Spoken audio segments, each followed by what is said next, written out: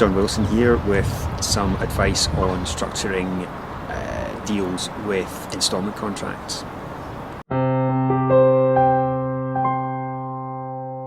So PIB subscriber Graham is looking to sell a flat that he owns using an instalment contract. The flat rents for £520 a month and is worth 85 to 90,000.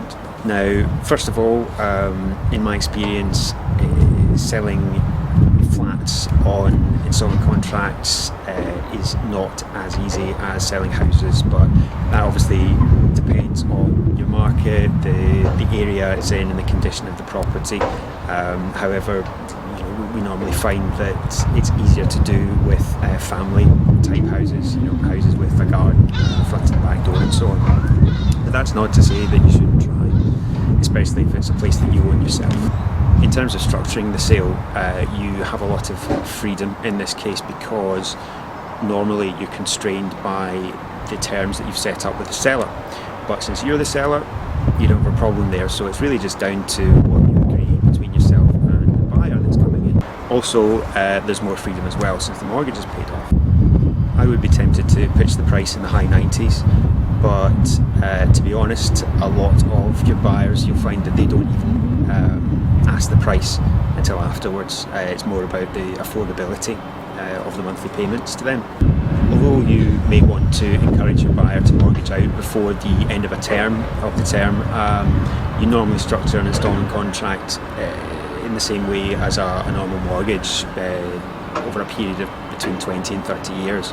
If I were you though, in this deal I would want to keep the buyer with me as long as possible though, because you're going to do really, really well with the interest that they're paying over that period, especially given the fact that you have no underlying mortgage. 5 to 6% for a monthly payment sounds fine. You don't want to charge more than 1 to 2% over what they'd be paying on a normal mortgage. Having said that though, we did the deal recently where we gave a percentage of just over 3%, purely for the reason that if we'd made it say 6%, the monthly payments would just have been so far different from the local rent that it would have been hard to get someone interested. But you can test this by marketing it. Use a mortgage amortisation calculator to work out the monthly payments.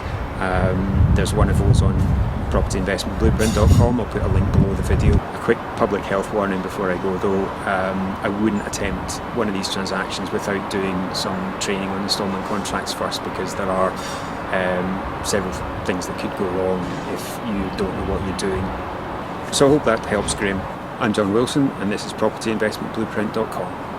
Visit propertyinvestmentblueprint.com now for free ebooks, videos and tools.